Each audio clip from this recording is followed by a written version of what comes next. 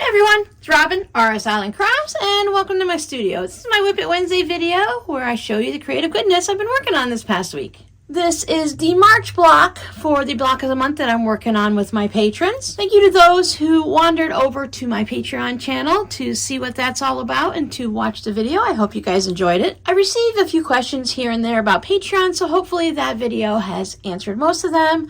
I also went in depth in one of the comments if you want to check that out if you had any more questions. And of course you can always just contact me if you have anything else you want to ask. I really enjoyed this project. I liked how it's just a simple 2 colors for the mug. We just have a light green and a dark green. Of course you can mix it up. And the little half square triangles just made a really fun stem. The designer has done a great job on this block of the month. I had to put it on the back of these other projects because once I put it on this mat, most of it just disappears into the purple. So these are the little half square triangle quilts with the blues and aquas and such of the Batiks. So I have these all bound in this fun fabric. I actually did a video about the single fold binding as a little bit of an update for one I did a couple years ago, I think, at this point. So you have a nice refreshed version of how I do them. So what I like about this one is you can really change up how you hang it depending on the way you want to look at it. So it's great to fill in a narrower space, or you can put it in either direction this way. I know it's all about the same, but I really like it to where the bullseye center is off center to the right. Batik on the back, just some simple quilting. I kept all of my quilting lines in the white. Pretty sure I talked to you about this last week or the week before, so I'll just show you what the other one looks like. So this is the one that we worked on during the live stream. You guys helped me decide and talk through different things so that I could figure out the layout. Same half square triangle fabric from this project. And if you hung out with me on the live stream and you saw the gallon size bag that was crammed full of half square triangles, I still have more left that I can have fun with in other projects. Maybe shake it up a little bit and change up some of the designs. So this one has another blue batik on it.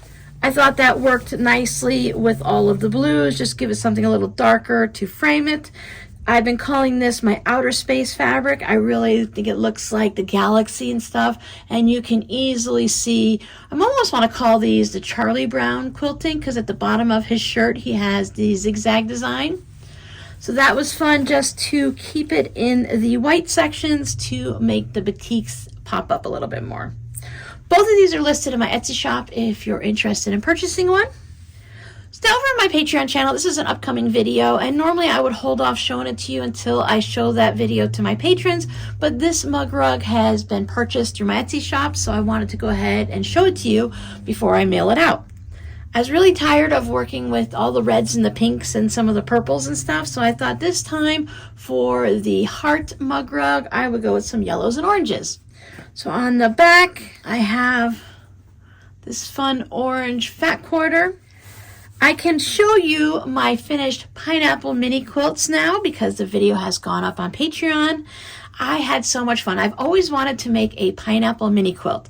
Sometimes I saw blocks and I thought, okay, well, I like that pineapple block, or I don't like that one. And there's been a couple of designs here or there, but I came across this one and I really love it. I love the mix of the yellows and the different greens.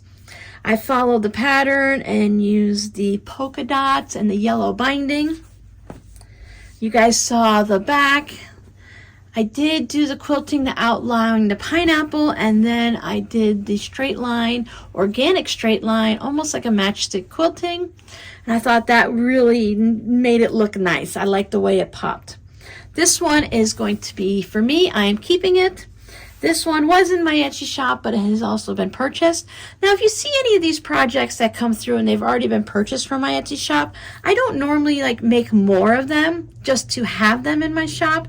But if you see something here on a WiP It Wednesday and you can't find it in my Etsy shop because it's already sold, please feel free to contact me and request one for yourself. I'll be able to let you know if it's something that I can make again, but most of the time I can, maybe not with the same exact fabrics, but I can make something similar for you. Like this pineapple quilt, I might make another one just because I had a lot of fun making it. Maybe I'll make a single one, maybe I'll put 4 together, I don't know. I have a few projects in the queue ahead of it, so that's going to be a later thing. I even got to put some of my fun polka dot fabrics in there. This one is actually a flannel. So you can mix your fabrics, especially when you're making a wall hanging. I liked the yellow with the white polka dots, and it does add a little bit of texture to it. It does stick up just a little higher than the quilting cottons, but it's going to be fine. It's not like a lot of wear and tear in a quilt that's going to be washed over and over again, or maybe in some type of clothing or whatever. But I think for like tote bags and zipper pouches and mini quilts, I think that works really fine. I received a handmade Valentine's card in the mail. I love the mix of fabrics. I really like this red fabric here. And then, you pink the heart and add some buttons and some flowers and stuff. And even though I'm tired of working with red fabric, I can still appreciate this one. I love the swirls and the hearts. This one's not too bad. I think you could use this one for projects beyond Valentine's Day, even though it has hearts on it. But with the overall red and swirls, I think you can still get away with it. So thank you again. Oh, look, see all the sparkle. Thank you again for my fun Valentine's Day card. Now, in the past, someone sent me this piece of black rectangular fabric with this block made into it. I'm not really sure what the block is. I don't know if I've ever seen one like it.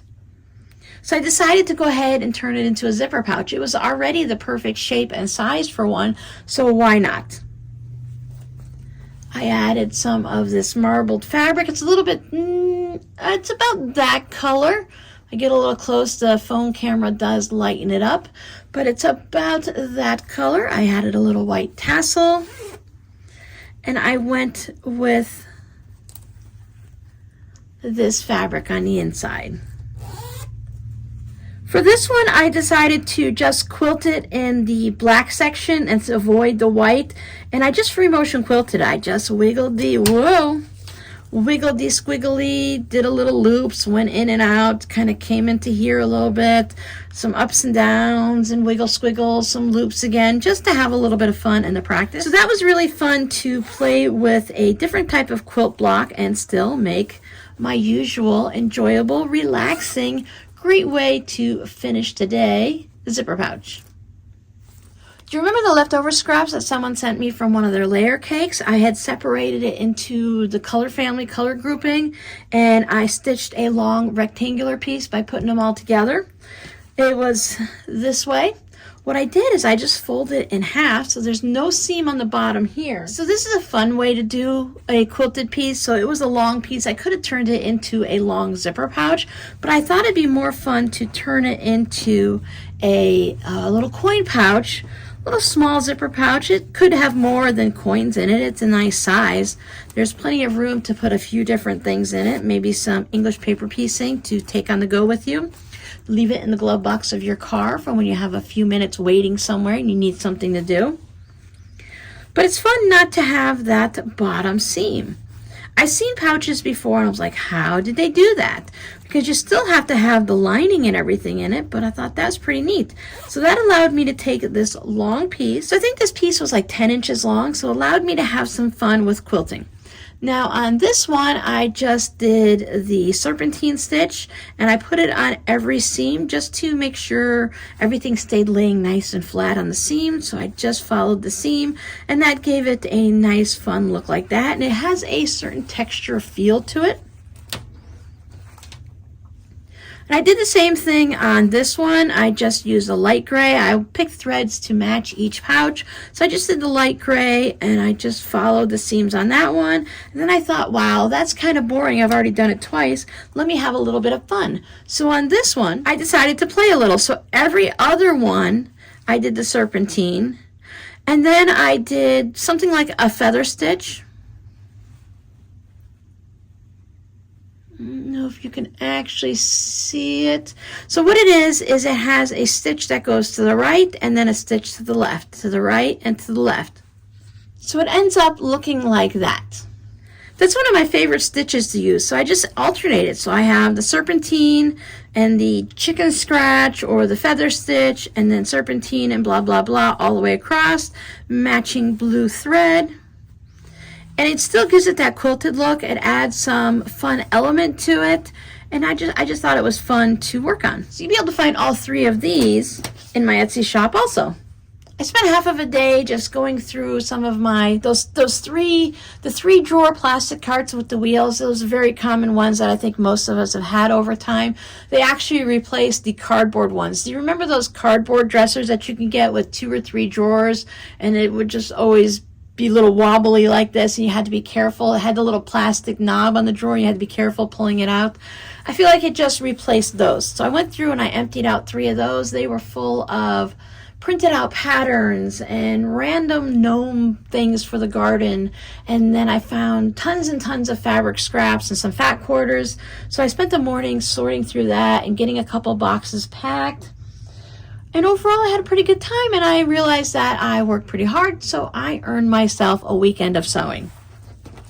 If you follow me on Instagram, you'll see some of the projects that I was working on this past weekend. So your scrappy word for today is weekend. Did you guys do some weekend sewing? I know this weekend was a big weekend for the football fans, but did anyone get any projects completed? Did you work on anything fun? I worked on a couple of new projects this weekend that I'll probably show you guys on next WiP It Wednesday. So this Friday the 17th is a live stream day at 3 p.m. Eastern. I have no idea what I'm going to work on during that live stream. Maybe something scrappy. Maybe I'll pull out some of my little scrappy Ziploc baggies here and make some fun fabric postcards. So thank you guys so much for hanging out with me, and I will see you guys on Friday or during the replay. Bye!